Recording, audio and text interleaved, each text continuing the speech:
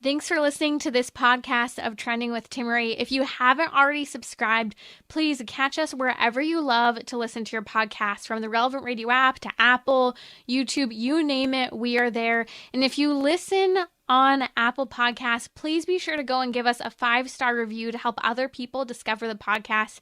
Anything you share in terms of episodes, whether it's texting it to a friend, posting on social media, helps to build up the kingdom for God, to help confront the challenging issues we face as a culture, but with joy, with hope, and with an eternal perspective where our faith collides with everyday life, bringing eternal principles to help us live our life joyfully.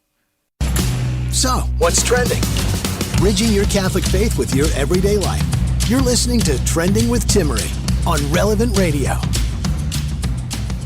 Joining me today on Trending in just a few minutes will be a young woman who is getting ready to enter into her high school year, junior year of high school, that is.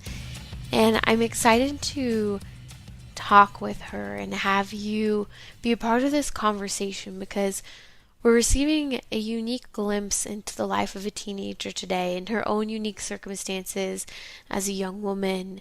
And I'm excited for you to hear some of her thoughts on what's happening in the culture, how she's handled social media, the influence of peer pressure, and her involvement in the pro-life movement. I'm broadcasting from the Voxvite Catholic pro-life training program here in Southern California. And we're going to unpack some really exciting news in just a moment regarding abortion. We are at a historic point in history, and I remind myself that we were chosen to live today. As difficult as some topics may be in the culture, as bleak as some things may be, God chose us today. I remind myself, God chose us today to be parents. God chose the young people today, such as our daughter, who's just a year and a half, or the teenagers who I'm working with this week. He chose all of us to live at this point in history. And no matter the challenges we will face, the joys we will face, God has chosen us now to live at this point in time. We need to embrace that. The exciting news I'll share with you in just a moment about abortion. This is really exciting.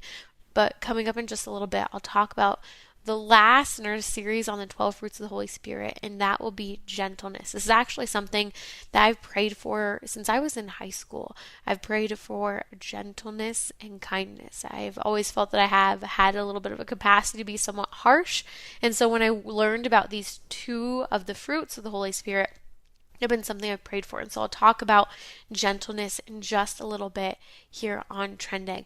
But I'm very excited to share with you news that broke over the last couple of days. Babies are being saved. Abortion clinics are literally, in some states, no longer taking abortion appointments starting in just a couple days in anticipation of the Supreme Court ruling on the Dobbs versus Jackson Women's Health Court case that is anticipated to overturn Roe versus Wade and therefore leave the decision of whether or not abortion will be legal or illegal, regulated or unregulated, to the individual states. Well, one of those states is Wisconsin. Now, Wisconsin has had a law that has been dormant because of Roe versus Wade, that was overruled by Roe versus Wade, but is still a state law, that as of 1849, they passed an abortion law banning all abortions. Now, immediately when Roe versus Wade is overturned, as is poised and expected by the Supreme Court, this law would take effect in the state of Wisconsin, immediately outlawing abortion. Now, we've already heard that government officials in the state of Wisconsin are saying that they will not uphold this law. However, here's the deal. Planned Parenthood must know that that is not that likely, and they are legally culpable, because in the state of Planned Parenthood, there are 3 Planned Parenthood abortion clinics, and those 3 Planned Parenthood abortion clinics have officially announced that they will stop taking abortion appointments, and they already have stopped taking abortion appointments June 25th on, in just a couple of days here, in anticipation of the overturning of Roe versus Wade, because the state of Wisconsin is a pro-life state, and although The current governor, Tony Evers, there in Wisconsin, is holding a special session actually this week to attempt to eliminate this pro-life law, claiming it's archaic. And why would we uphold a law that's so ancient? Just because a law is old doesn't mean that it's irrelevant. I think that that is a fascinating argument and a very narrow-minded argument. But we'll see what happens in the days and weeks and months to go in Wisconsin. If you live in the state of Wisconsin, there is a great fight and battle ahead. It will be a battle state. But the good news is this: Planned Parenthood abortion clinics will no longer take abortion appointments in their state moving forward from June 25th on, just days away. Now, while Planned Parenthood is arranging for women in Wisconsin who would like help in accessing abortion, Planned Parenthood is helping to reach out to neighboring states such as Planned Parenthoods in the states of Illinois and Minnesota, which are very pro-abortion states that have laws that will take effect and be functioning as pro-abortion states in the days and weeks to come until either a law is changed in those states. But in Illinois is one of those states over the last few years in anticipation of Roe versus Wade being overturned. They've really given unfettered access to abortion in that state all the way up to birth, even going so far as to deregulate who would even perform abortions, not even requiring things such as medical licensing for an abortion to be performed. This is how radically pro-abortion that state is. And in fact, in just a couple minutes, I want to talk about an argument that people often make, some people who say that they want abortion to be safe, legal, and rare. Well, it's interesting because the pro-abortion movement used to make that argument. They no longer make that argument. But what's interesting is that no one in the pro-abortion movement believes in keeping abortion safe. And I'll show you how the pro-abortion laws and the pro-abortion states that are going into effect have actually eliminated anything that could possibly regulate abortion to try and have any level of medical integrity and medical safety for women, even though no matter what, abortion is never safe or healthy or okay for women. But back to Wisconsin. While Planned Parenthood is arranging for women to go out of state if they'd like to, what's really important that we remember, you could have that bleak attitude and say, oh, well, they're still helping women to get access to abortion in other states. But remember, not all women will go to another state for an abortion. That requires funding, that requires additional time. But one of the really important things to realize is that going out of state for an abortion also means that a woman is being delayed in having an abortion. And the longer a woman stays pregnant, the more likely she is to keep her baby. It's a very important thing to know in the pro-life movement, encouraging women who are pro-abortion to wait. The simplest thing, if you know someone who's pregnant and considering an abortion or who might be considered abortion vulnerable, encourage them to go to the doctor, to have that ultrasound, to hear the baby's heartbeat, to see the baby. We have statistics that show, coming out of our crisis pregnancy centers, that 7 out of 10 women who were abortion vulnerable actually choose life for their children when they see the ultrasound and hear that baby in the womb and that heart beating. And so, with encouraging someone to go and receive a medical checkup, that continues to give time as well, so that that decision for abortion is kicked further down the road in that timeline and gives a mom a longer time to bond with her baby and really think through that decision. Now, something that I think is really important to bring up is that the bottom line is that what's happening in Wisconsin shows something very important. And that is that where pro-life laws exist, babies' lives are saved. Yes, sure, a woman can go out of state, but she's not as likely to do so.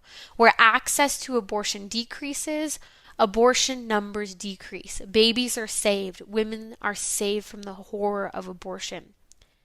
Now, eventually, with time, with pro-life laws in various states being a norm, eventually this influences behavior. Sexual behavior, because suddenly the consequence and fear of the return of motherhood and fatherhood is there.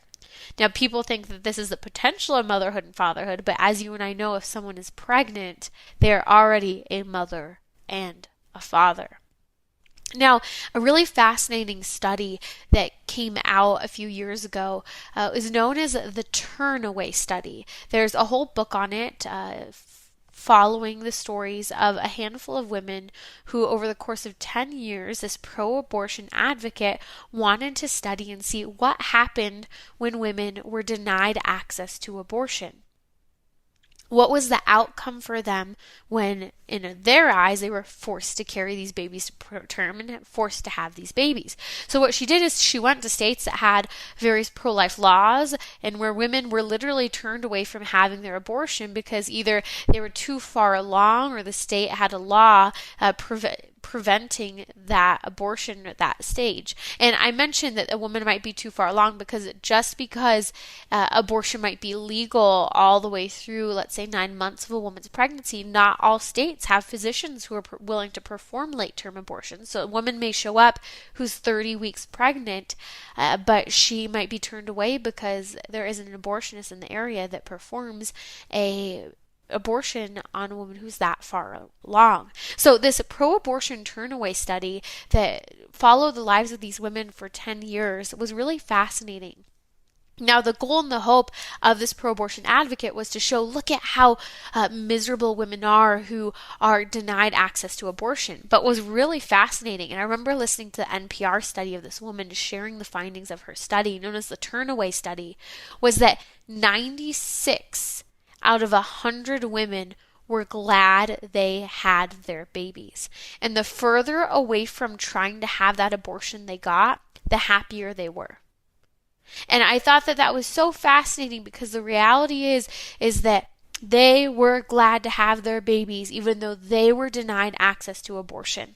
There's this idea permeating in the culture that when women are forced to carry to term, when women are forced to quote unquote give birth or have a child, that this is damaging to a woman. But the reality is that these women are glad for those decisions and in the end are grateful.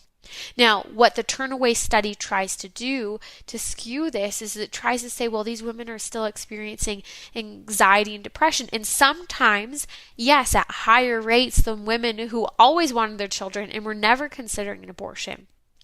But we have to remember, it's not the abortion denial or the attempted abortion that leads a woman to have an increase in anxiety, depression, and postpartum depression, but it's often circumstances that a woman finds herself in. That many women who are seeking out an abortion because she finds her circumstances to be less than ideal and conducive for having a child. So it's more natural for her to have a little bit more difficult of a time in those postpartum years with anxiety and depression and so forth, because maybe she doesn't have the right support system. Maybe she's not married.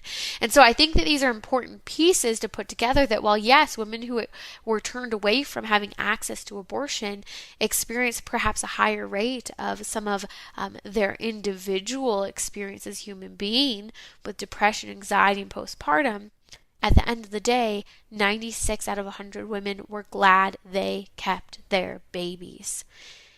The reality is that I had a young person ask me this today during the program.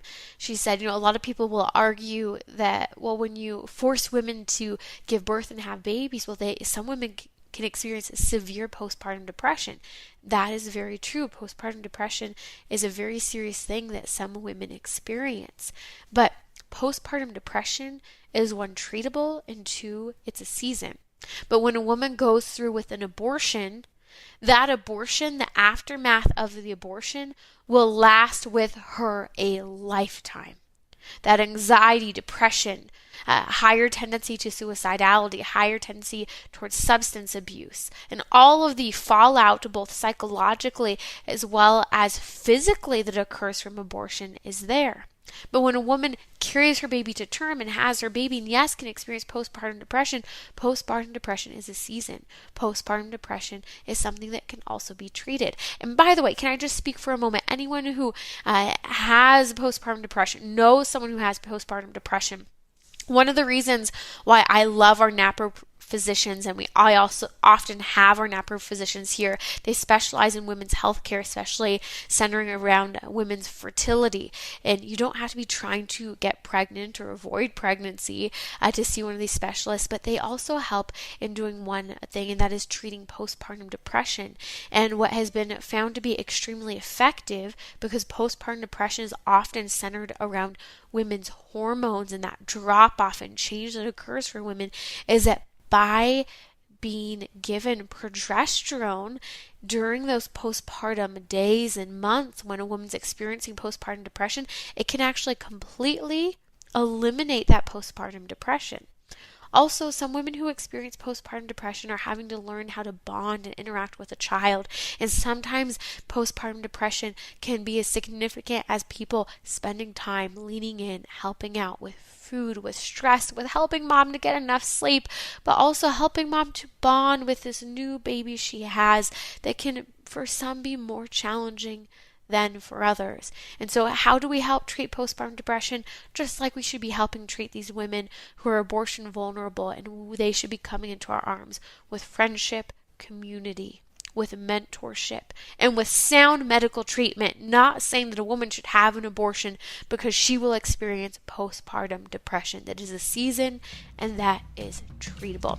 You're listening to Trending with Timmery. I'm so excited in just a moment to have you join me in hearing this young woman who's going to join us, sharing about her experience as a young high school student heading into her junior year and the culture we live in.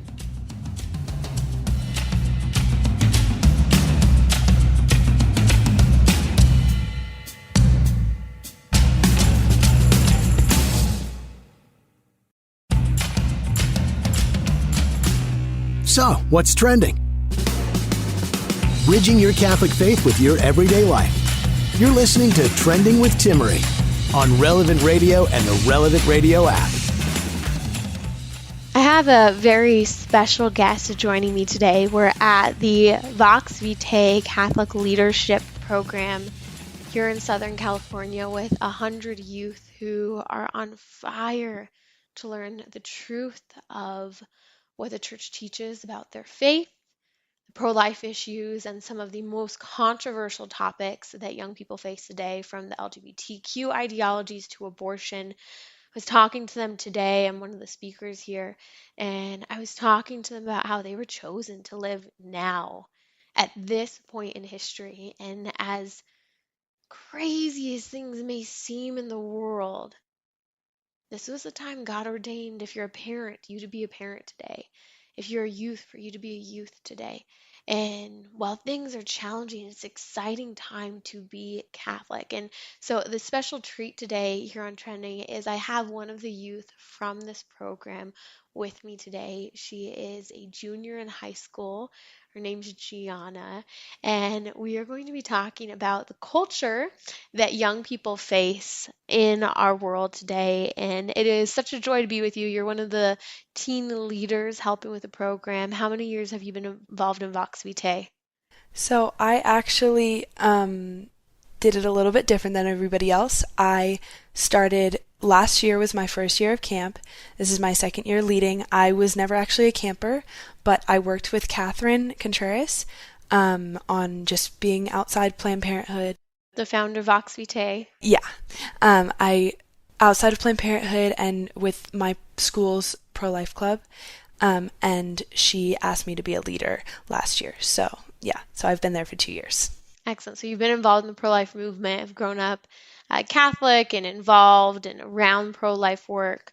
Let's talk a little bit about the pulse of the culture. I was asking you a little earlier about what it's like for you, everything from social media to the debate centering around abortion today, and what you're experiencing in your peer group. And you have a unique situation that I think speaks volumes to the benefit of where you're currently at in life. Can you tell us a little bit about how you see what's happening in the world today? Yeah, so I am very lucky to go to a very good Catholic school and to be surrounded by people who love me and have very similar views to me and are amazing Catholics and amazing role models for me. However, I am not in any way oblivious to what is happening in our world right now. And while Jesus is blessing us in many ways, there's also great evils that are going on, and I'm doing my best to fight that from where I am right now and going through high school. But yeah, that's where I'm at right now. So you're very blessed to be in a unique situation. You know what's going on. You understand the crisis with like the transgender ideology, the LGBTQ, all of that, the debate, the intense debate circling around abortion. But you're in a special place because you go to a very, very good Catholic school, which, again, there are a lot of Catholic schools out there, but not all of them as firmly teach the faith and morality. We were just talking a few minutes ago, and you were saying every single one of your courses for school, religion and theology is incorporated into every single topic. And so you're in a unique place that your peers are people who agree with you on these pro-life issues and are actually quite well formed on them as well. Yes, yeah. It's a very unique opportunity for me and my peers. We have amazing conversations that I wouldn't be able to have if I went to a public school or even a less Catholic school. So yeah, I'm very lucky. I'm curious your thoughts on social media. What is it like on social media today? I know many people experience a lot of pressure, and whether it be from clothing, the types of photos that are being posted, debates, bullying. What has been your experience of social media? Yeah, so I do not have social media platforms. Oh, interesting. My parents set that rule, and for a while I disagreed with them, but I have come to realize that, and I've seen it in other people's lives, it is something, especially as our minds are forming as teenagers, that we don't need the extra distraction of how many likes am I going to get on this post, or what should I post next, constantly thinking about the next thing that, oh, this is Instagram worthy, or oh, I should do this dance for TikTok, whatever it may be. I would much rather focus on the people that are here with me, and the conversations I have with them in real life. And I have experienced, not myself, but I have witnessed some pretty awful things happening on not just like Instagram, TikTok, Twitter, whatever it is, even on email. Can you give some examples of what you've seen your peers going through? Yeah. So what I've seen happen, even in people I know in real life, I've seen there's a barrier that is what may seem to be like the minimum of decency of what you say to another human being. I've seen that just disappear. The barrier erode, and so they say things they wouldn't normally say. Exactly. Yeah. So can you give kind of an example? Yeah. So I know this person, and I can tell that he is struggling, and I have great sympathy for him, but there is definitely, he loves to argue online, and he has argued with me, and just in person. Not in person. Okay, via email? Yeah, via email. Hangouts is usually what it's on. He will just argue and try to pick fights and all these things, and I just have learned not to engage over time. I learned not to engage, but it has it's hard to see people go through that, because even if receiving that, it's not as bad. I can tell that he's struggling. So it sounds like his inhibitions are gone when picking debates. It sounds like, because they're debates, right? Debates with you on a form of social media, which in a sense, email is kind of a form of social media, although different, that he's saying things he wouldn't normally say. And so you're trying to make sure you don't engage with him in that type of setting. Yeah. And I think that's very common with a lot of people. And that's how like online bullying is. There's no, oh, this is a human I'm talking to, because you can't see them. There's, in a lot of cases, where people have been hurt or struggling or whatever the case may be, and they channel that onto online and just are hurting other people in the process. It's a dehumanization. Exactly. There's this, as you mentioned before, this wall, this barrier, these inhibitions are gone, and suddenly people are interacting in a way that isn't human. Hey, props to you because that's something that you see at such a young age. And I know you mentioned that your parents didn't allow you to have social media. You kind of rebelled against that at first, but now you're glad, and now it's by choice. Yes, a parental rule, but by choice, and you appreciate that. But you've still been able to see because of that, the difference between how people communicate online versus face to face, and you prefer face to face communication. Yes, 100%. I am very much an in-person. I prefer that. If you're just joining us, you're listening to Trending with Timmerie here on Relevant Radio. We're broadcasting live from St. Edward's Retreat Center in Wrightwood, California, and we are working through the Voxvite Catholic Leadership Training Program for young people. You are headed into your junior year of high school, Gianna, and I'm curious to hear how you're grateful for your unique experience, because you're saying that because you go to a really good Catholic school, that your peers want to be there, they care about their faith, they have the same perspectives on the true teaching of the church with regard to morality, about sexuality, abortion, all of it, that you are blessed to be with this peer group. Can you talk about that, how that has made things easier for you as you're preparing to go out into the world and confront important topics, even such as a pro-life topic that you do address in your pro-life work? Yeah. So I have been pro-life my whole life. And one of the things that my school has done for me is through our pro-life club, I have been able to take my activism to the next level. And through that, I've been outside Planned Parenthood, and I have stood over freeway overpasses and held signs, and I have talked to women, and it has given me a very unique opportunity to really live out what I am called to do at the age that I am right now. I'm not sure about the future, but I have always felt a very strong connection to pro-life. One of the reasons for that is my mom had a miscarriage right before me, and my older brother, I believe, I've had a very strong connection to him, and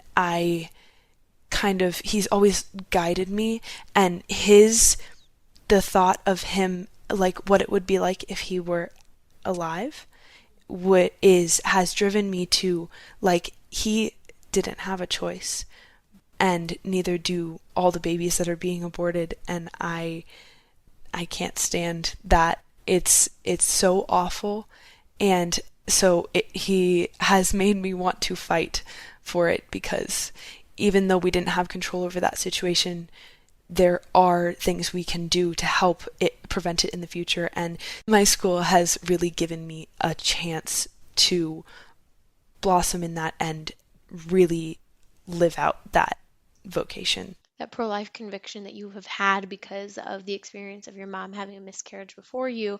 And so you've had this pro-life conviction, it sounds like, but being around peers who have the same views, you've been able to have positive peer influence rather than peer pressure. Yeah, it's really, I'm very lucky. Peer pressure is something that is can be very, very strong in an influence, and I'd like to think that I hopefully would not be affected very much by it, but I was lucky not to have to deal with that too much. I have dealt with it a few times before, but not so awful that some girls who are pressured to have abortions have it. It's awful. You haven't experienced peer pressure at the level that is more common in society because of the environment that you're in. I know a lot of parents think that by sending their child, whether it be to a homeschooling situation or to a Catholic school, that they might view as narrow-minded and more exclusive in what they teach, that they're putting their children in a bubble and that they're not exposing their children to the real world. As someone who's in high school, who also doesn't have social media, both because you're not allowed, but also now by choice, what do you think about that argument that some parents will make? Yeah, I have heard that a lot. It's a bubble and it's you can't get out of it, and there's once you do get out of it, it's so awful because you're not prepared, and um that is not my experience. I have there is a safety that is in a good community like I have, and it forms you and prepares you for everything that you're going to face. And my school has taught me a lot about the things that I'm going to face. My teachers especially. I have amazing teachers, and I never have felt like, oh, I'm not prepared for anything the world is going to throw at me. I haven't stayed in that bubble. I have gone out and I do pro-life work and I do other things, and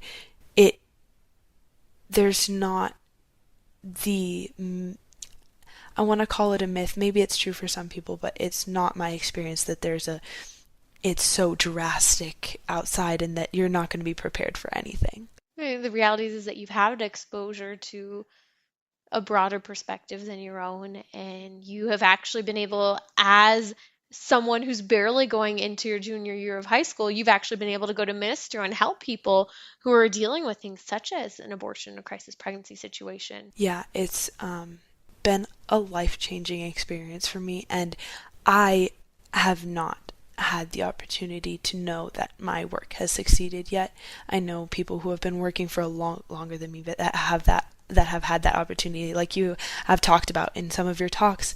But even though I haven't had that, I have a comfort, because even if it wasn't that there was a life that was absolutely saved, and I know that for a fact, I made a difference, and I have made a difference, and I'm so glad that I have chosen to be where I am today, and I've worked for it, and it's not always easy to go out there. Some days you're like, well, yeah, no, I don't feel like it today, or I'm tired, I want to go home after school.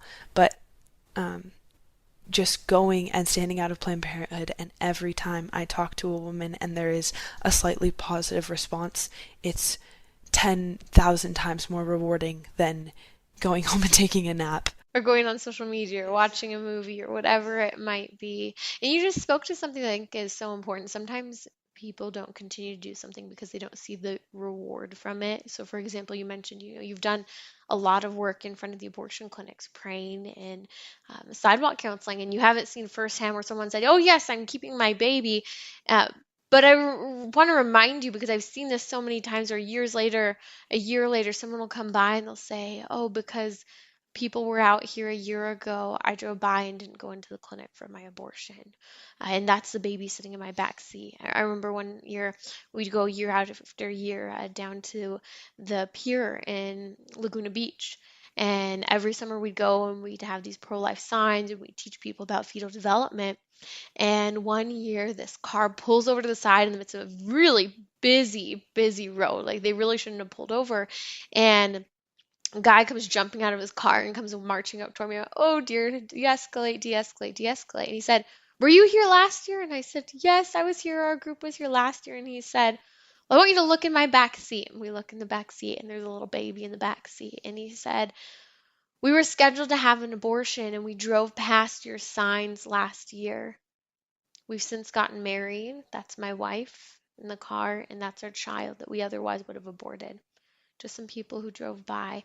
And so I share that with you because you have no idea the lives that you've saved, or the people who were, maybe it's people who are okay with abortion, but because they saw you out there, your passion, especially as such a young person, their conviction to become pro-life has transformed. And that pro-life position that someone has now developed to either save a future life that they would have otherwise possibly taken, or has created a pro-life voice that they will now influence others just from seeing your passion and your yes. So I want to encourage you as you continue to do your pro-life work. We don't always see the benefits and the rewards firsthand, but knowing that you're doing what's right, as you said, is far more rewarding than, like you said, going home and taking a nap or whatever else you might do.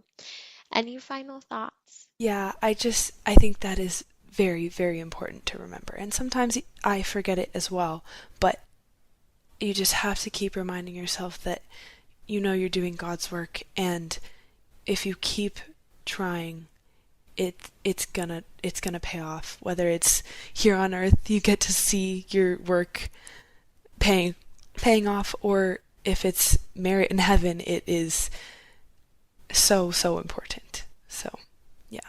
I'll be right back here on Trending with Timmerie. That's been Gianna. Thank you so much for your time and for your voice and your passion for life and for your faith. It's inspiring for me to hear and see, and I imagine anyone who hears you as well. So please pray for Gianna and all of the incredible young people today at the Voxvite Catholic Pro-Life Training Program.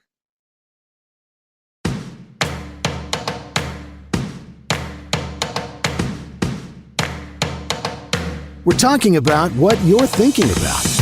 You're listening to Trending with Timmerie on Relevant Radio and the Relevant Radio app.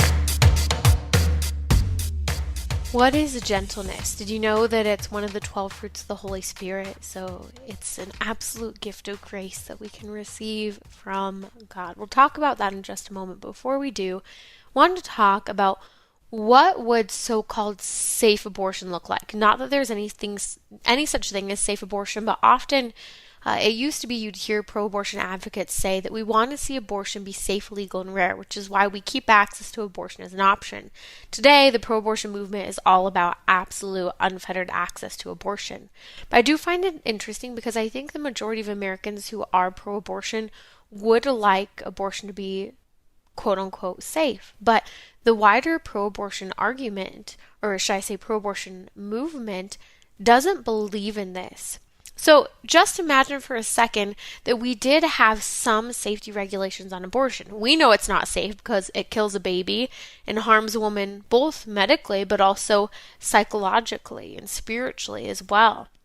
But at least think for a moment, and I think this is important, that there should and would be standards on abortion, but the pro-abortion movement, abortion itself is not regulated and is not expected to be upheld to the same level of medical expectations and regulations as the rest of the medical field is.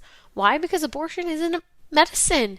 And I think that that's why we've allowed this ongoing exception for abortion not having to meet basic standards, such as the laws that came out of Texas a few years ago. I think it was Whole Woman's Health versus, I'm not remembering right now off the top of my head, but this court case that went all the way to the Supreme Court where all the abortion clinics were going to close in Texas. Guess what? They didn't, because Planned Parenthood and the abortion movement petitioned this. The case went to the Supreme Court, and what they were petitioning against or requesting the court to intervene in was that all the abortion clinics were going to close because they needed to meet basic medical standards, like an ambulance having admitting privileges at a hospital nearby. If something went wrong, they had a quick relationship to transfer a woman.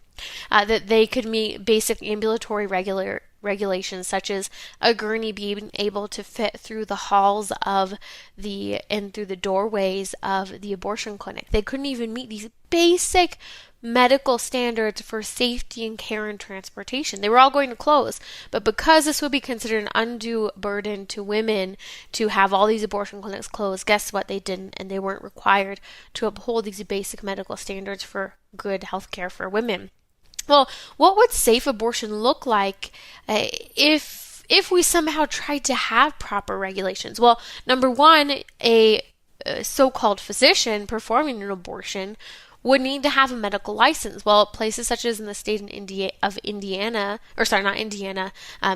Indiana actually opened an abortion clinic where an abortionist didn't even have the medical license to be practicing. This was a few years ago in South Bend.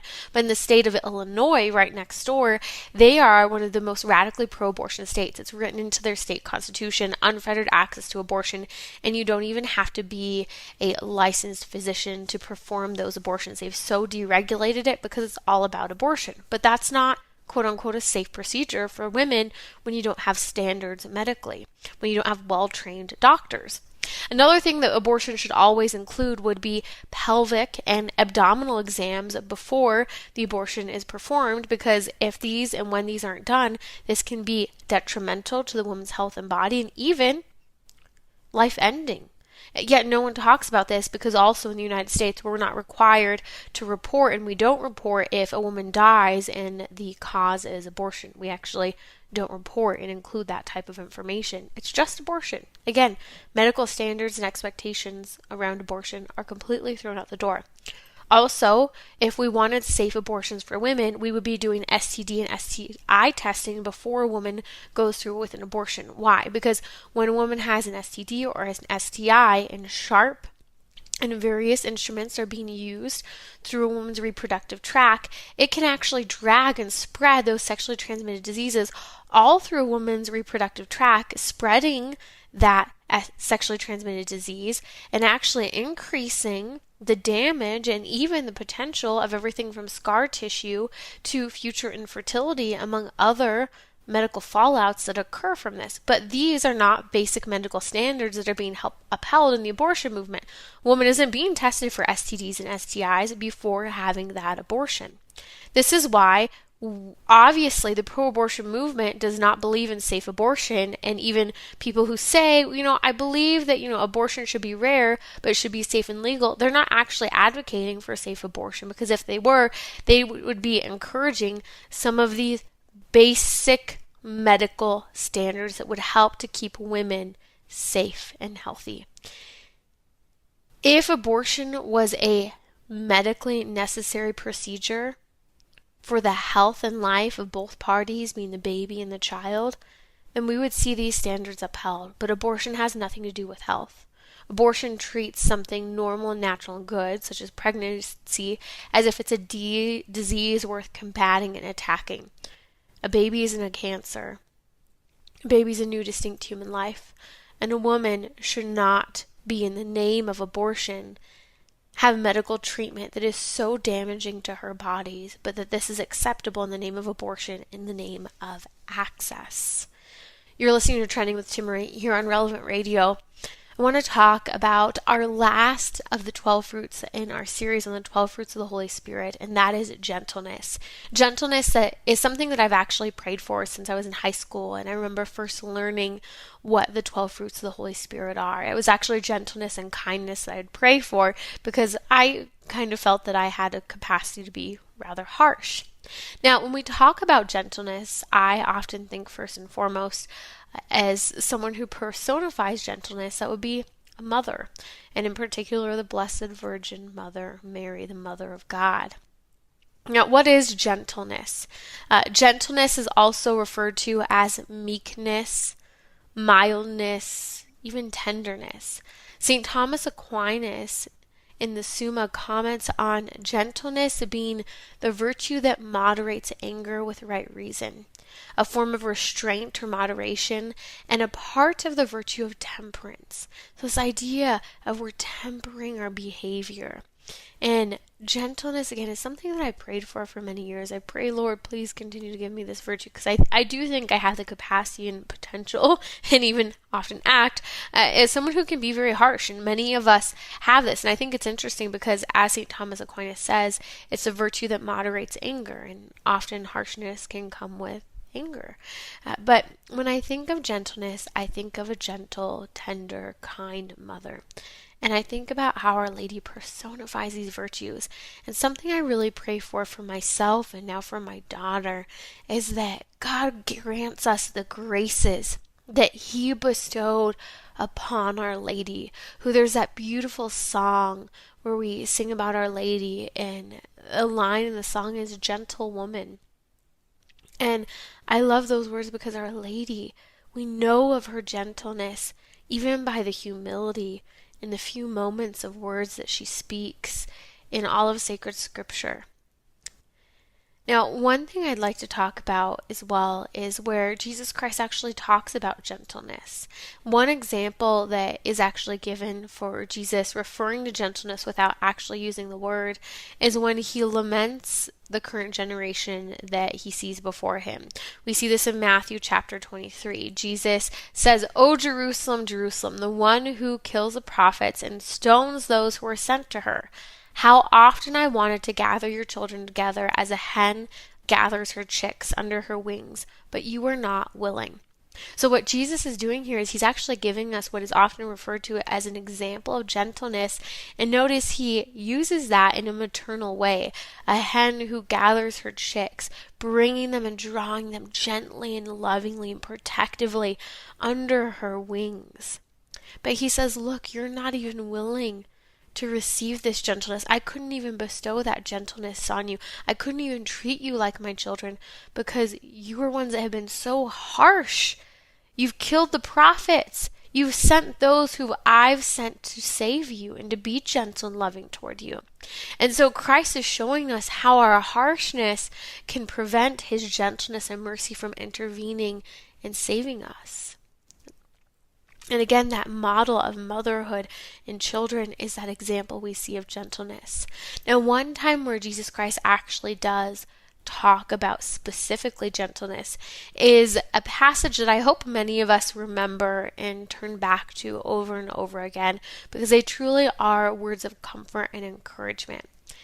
This is in Matthew chapter 11, verses 28 through 30, where Jesus Christ says, "Come to me, all who labor and are heavy laden, and I will give you rest.